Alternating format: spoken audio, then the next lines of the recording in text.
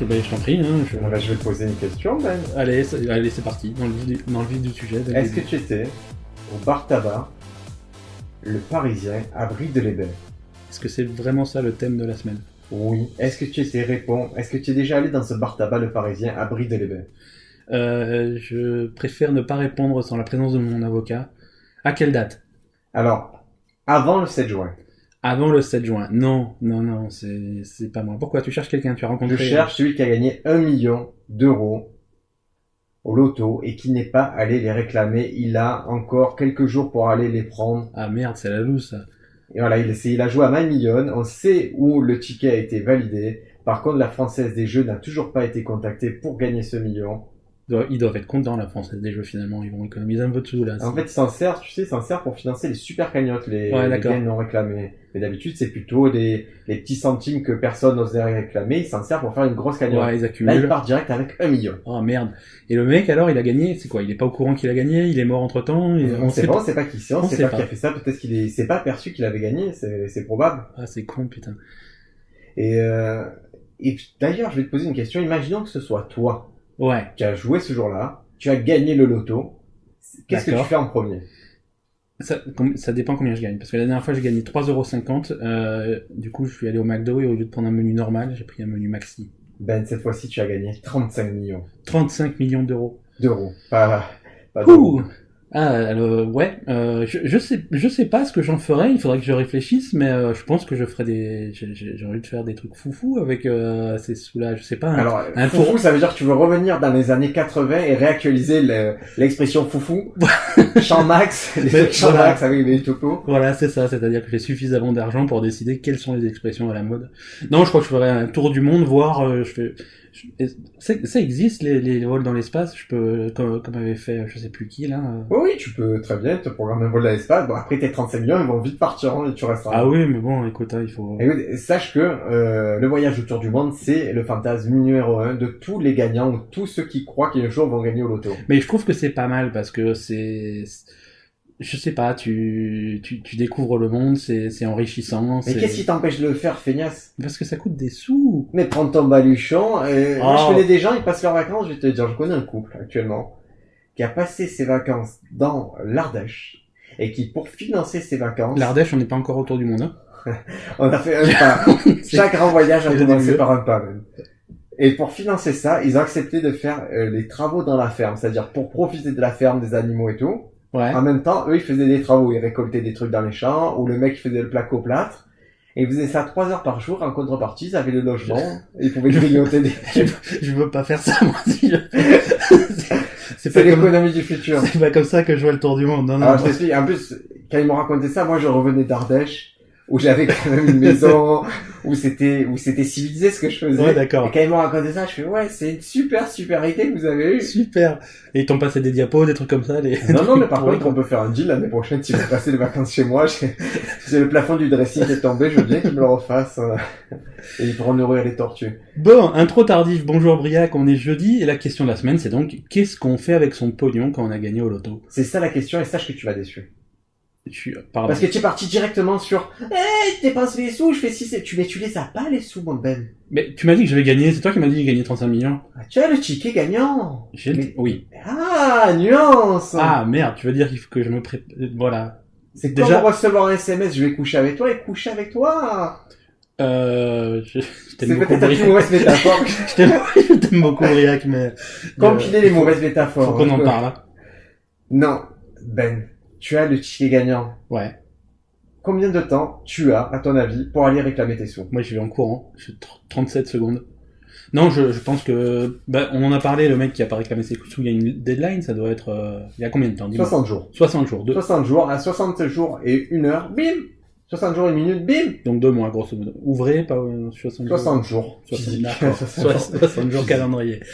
Ouais, donc, et si t'as pas été réclamé ces gains, le 61e jour, tu viens avec ton truc, bonjour, j'ai gagné 37 millions. Je fais, non, ils sont à nous. Non, tu as perdu 37 millions. Ah, putain. Mais, ils vont te dire, tu as encore une chance de gagner. Ouais. Tu peux te suicider. Ils sont vraiment méchants. Ils sont cruels, non. Enculés, quoi. Ah ouais, non, mais ils sont durs. ticket gagnant, tu as 60 jours pour aller le faire valider à la Française des Jeux. Et si c'est par exemple, si tu gagnes une petite somme, allez, tu sais que tu gagnes 500 francs, 500 euros, pardon, on te le paye directement à la Française des Jeux. D'accord. Si tu as gagné moins de 5000 euros, allez, ils te le payent, ils te font un RIB, et là, ils te transfèrent, ils te payent pas en Ils cash. veulent s'assurer que tu existes vraiment, des choses comme ça. À partir de 5000 euros, là, il faut directement aller à la Française des Jeux, et eux, ils te font le versement. Ouais, ils ont des centres de paiement, des trucs comme ça, c'est ça? Et toi, Ben, tu as gagné 3,5 millions. Non, 35 millions. Comment je te vois venir? Je t'ai fait sauter. C'est horrible, hein? Me pique pas mes sous. Donc 3,5 millions. Dans l'hypothèse où je gagne 3,5 millions, qu'est-ce que je fais? Écoute, la Française des Jeux, Ouais. elle t'aime. Elle va t'aider. Mais avant ça, tu vas prendre des précautions, Ben. D'accord. Première chose, tu vas écrire ton nom au dos du billet. D'accord. Et tu vas le signer. D'accord. Comme un chèque. Comme un chèque. Pourquoi sinon, je viens, je prends ton billet, il est à moi et tu pourras pas prouver que c'était le tien. D'accord. Mais en le signant, hop, j'ai l'acte de propriété, là, toi, je pourrais plus te le prendre. D'accord. Deuxième chose, tu as un smartphone. J'ai ça, oui. Tu vas le prendre en photo, ton billet. Non, ma mémoire est pleine. Je peux plus prendre de photos. Alors, en ce moment, je ne sais pas ce qui se passe. Tout le monde me dit ça. Mais c'est parce que tout le monde a rempli Ah, ça ne va pas du tout. Qu'est-ce que vous faites, les fabricants de téléphones? On n'a pas assez de mémoire, les copains. Moi, je suis obligé d'effacer des photos de mon fils pour installer des applications de Pokémon. Ouais, mais c'est cruel. Mais c'est un peu cher. C'est les iPhones, les 64 Go, ils sont 400 € plus chers. Et grâce à mon pote Nico, à qui je fais une dédicace, j'ai acheté un Samsung S5 Mini, le plus mauvais téléphone jamais produit par Samsung. Et j'ai, même avec l'extension de mémoire, mais je suis blindé. D'accord. Et ça nous ramène à la deuxième chose, tu ne peux pas faire la photo, tu vas faire une photocopie, ça, tu peux le faire. Oui. Tu fais une photocopie de ton ticket, ça prouvera que tu as ce ticket, ça va t'aider par la suite. Est-ce que je peux faire 50 photocopies, les distribuer à des potes et qu'ils aillent tous chercher leur gain? Ah, on arrive à la deuxième chose. Je te déconseille fortement de dire à quiconque que tu as gagné les sous. Même pas à toi? À qui tu dirais? Spontanément, tu le dis à qui? Spontanément, je le dirais à ma femme, je le dirais à... Mais je sais pas, à ma famille proche, ouais, sans doute, je pense que... T'as tes cousins, tu leur dis? Non, mais je suis pas super proche avec mes cousins. S'ils m'écoutent, je vous aime beaucoup, mais je serai pas les premiers au courant. Alors, je te déconseille de le dire à n'importe qui. D'accord. Car actuellement, Ben, tu n'es pas marié. Non, c'est vrai. Mais si, imaginons que tu gagnes, tu te dis, hey, je peux lui dire, de toute façon, les sous, ils sont à moi. Faux. C'est des biens acquis pendant le mariage. Non, tu n'es pas marié, c'est même Ah pas... oui, d'accord, ouais. Mais le juge peut considérer que c'est quand même avec l'argent du ménage que tu as acheté le ticket. D'accord. Et donc, ta douce va te prendre la moitié. Et sachant qu'elle est vorace, elle te prendra peut-être les 3/4. Tu sais qu'elle t'écoute, là, hein. Oui, Tu sais qu'elle va se venger de ce que tu viens de dire. Elle a qu'à prouver. Si tu gagnes demain, elle prouvera le contraire. Elle dira non, elle signera un papier, elle dit je veux rien. C'est avec ton argent que tu as acheté ce ticket, tout le mérite d'avoir de la chance, il te revient. Mais ça marche dans les deux sens. Si c'est elle qui gagne, c'est... Alors là, c'est pas pareil. Ah bon? Si ma femme écoute, si elle gagne, même si on n'est pas marié, tout ce qui est à elle est à moi. Tout ce qui est, entends bien ça, tout ce qui est à toi est à moi. Et ça ne marche pas dans les deux sens. Non. Ce qui est à toi. Souvenez-vous des histoires du trou de verre la dernière fois, mais là c'est un trou de verre qui passe que d'un sens. Non. J'ai tout ce qui est à elle m'appartient et tout ce qui est à moi m'appartient. D'accord. Pour moi c'est gagnant-gagnant. Elle c'est dans l'équation, c'est un petit truc entre parenthèses. Donc, Ben, tu as fait la photocopie. Ça y est. Tu vas à la Française des Jeux. Ouais. Je sais pas où ils habitent. Je te demande, il y a des centres, il y a okay. des centres un peu partout. Il y en a un par département, je crois, un peu grosso modo. Il y a que les départements vraiment pourris comme le Gers, la Corrèze ou la Seine-et-Marne où ils ont pas de centre. Ils se sont dit non, les canards ils jouent pas tant que ça. Pourtant ils picolent, les gens ils jouent là-bas, mais... Et ils picolent et ils perdent leur billet. Personne n'a jamais gagné en Corrèze. Sinon ils auraient racheté la Corrèze concrètement.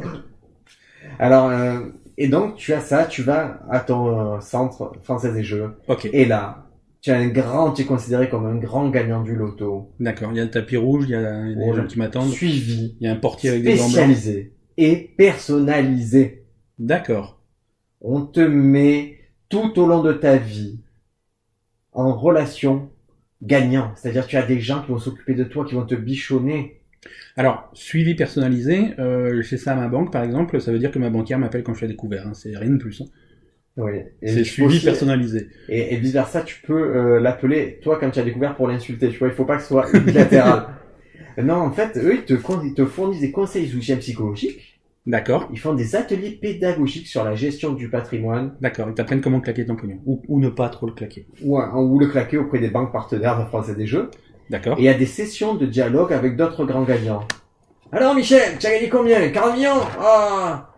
Tu vois, je pense que ça peut apporter beaucoup cette façon de communiquer. Et donc là, tu es là-bas. Ouais. Tu gagnes tes sous, la Française des Jeux te prend. Hein. Qu'est-ce que tu fais après? Bah ça y est, je peux commencer à les dépenser. Vas-y, dépense tes sous. Euh... Bim les impôts! Mais merde. Tu n'as pas bougé. Tu t'es fait avoir. Ils me prennent combien les impôts? Les impôts, ils n'ont pas le droit de t'imposer, mon ami Ben. C'est un bah, gain de jeu. Ah bah voilà, bah bim les impôts, au revoir les impôts quoi. Ah, mais les sous, tu vas pas les garder dans un petit coffre-fort comme Picsou. Dans un grand coffre-fort, je les... Tu vas vouloir les mettre en banque et ça va générer des dividendes. Absolument. Et c'est sur dividendes, tu vas être imposable. D'accord. Donc ils arrivent quand même... Better Call Saul. Tu gagnes des sous, tu appelles un avocat spécialisé dans les gains de jeu. D'accord, ça existe ça. Il y en a qui sont spécialisés là-dedans. En général, leur carrière elle commence très simplement par une banque qui les conseille à leurs clients. Et après, il y a quelques mecs qui sont spécialisés là-dedans. Et eux, ils ont les mêmes conseils qu'on a dit, c'est-à-dire signez votre ticket, faites une photocopie. Ne dites pas que vous avez gagné. En gros, le conseil est ça, et j'espère que vous allez le retenir, et même si je préfère que ce soit moi qui gagne. À partir du moment où vous allez dire que vous avez gagné, votre vie ne sera plus jamais la même. Ah, vous allez avoir plein d'amis, surtout à des époques aujourd'hui avec les réseaux sociaux où vous allez sur Facebook, vous avez 150 copains, dont des mecs à qui vous avez plus parlé depuis le CE2. D'un coup, c'est vos meilleurs amis, ils vont revenir, c'est des vautours. Hein. Et peut-être qu'ils vont revenir avec une scie sauteuse. Voilà, c'est ça le problème. Voilà. Parce que qui vont revenir gentiment, est-ce que tu as 1000 balles ou quoi? Oui.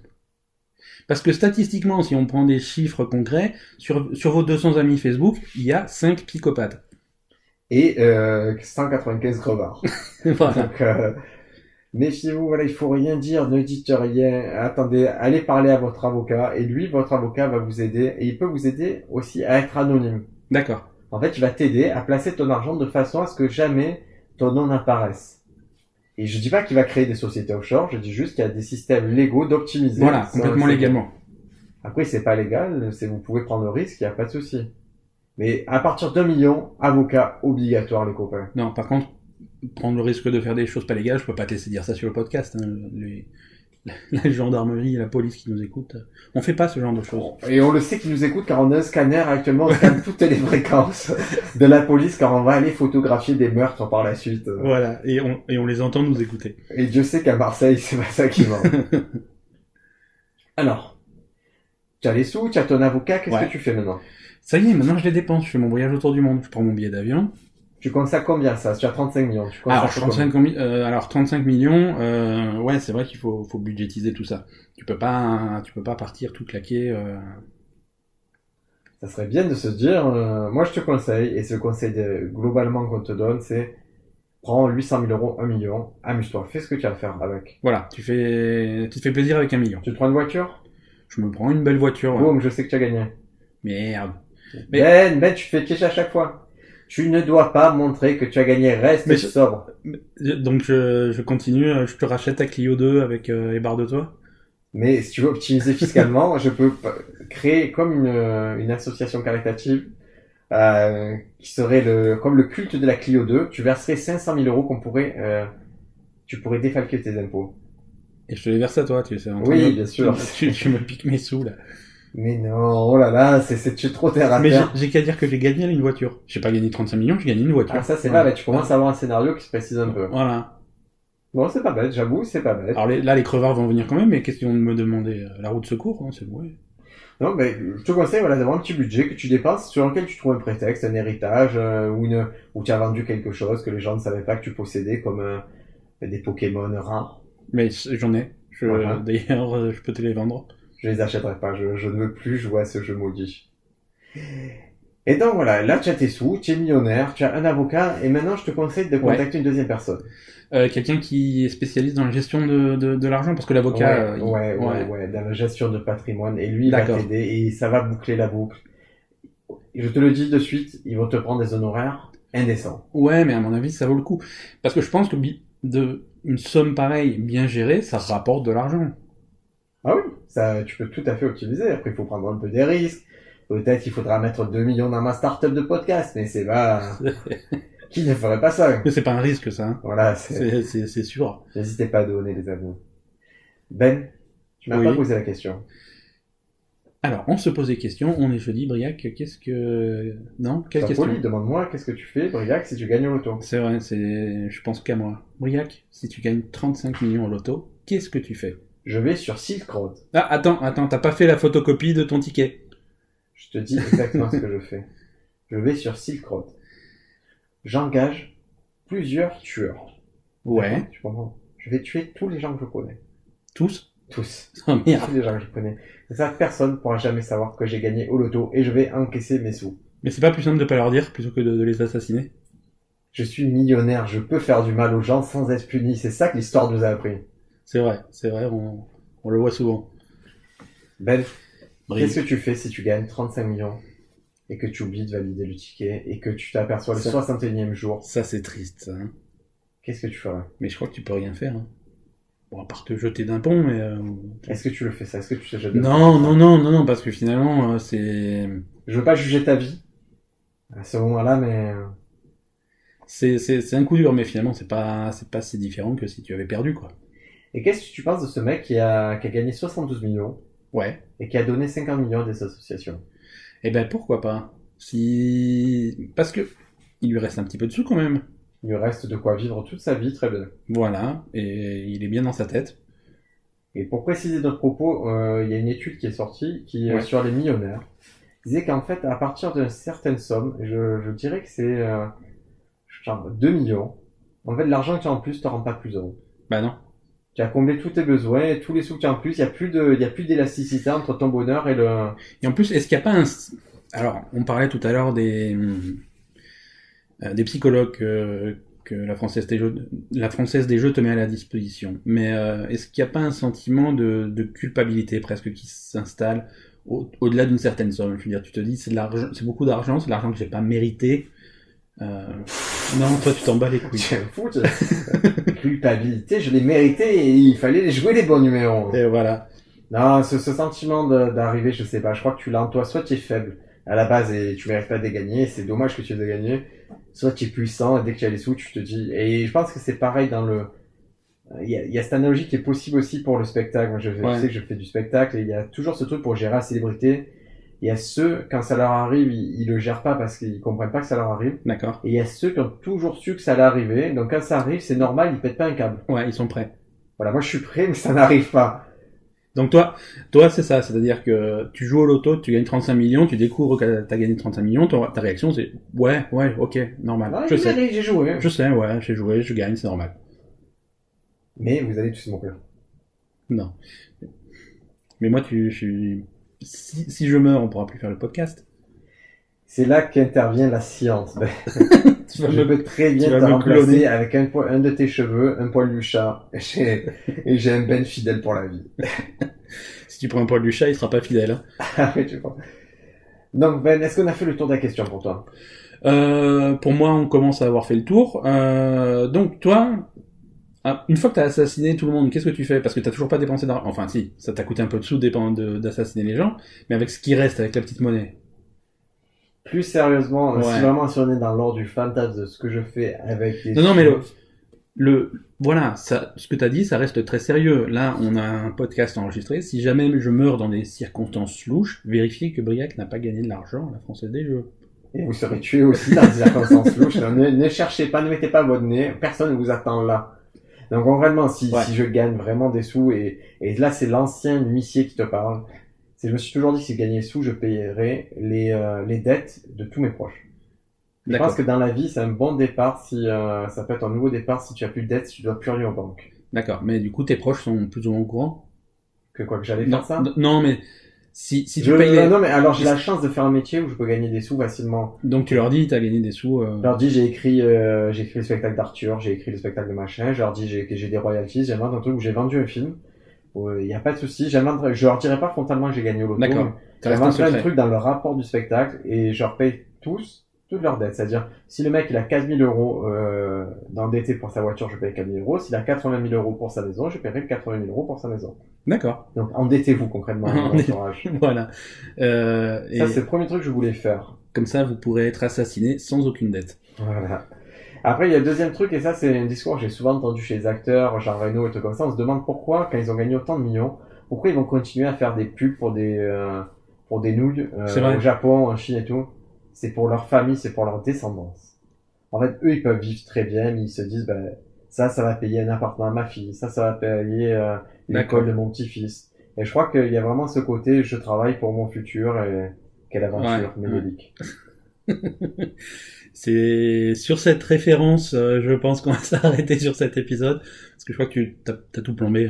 On récapitule quand même. Donc, est-ce que tu pourras mettre la musique de Ménédic à la fin de l'épisode? C'est déjà fait. Dans ma tête. Et peut-être c'est pas Ménédic, mais je sais qu'il y a quelqu'un qui disait, va pour le futur, quelle aventure. On a beau dire que la vie est dure. Alors, on va trouver.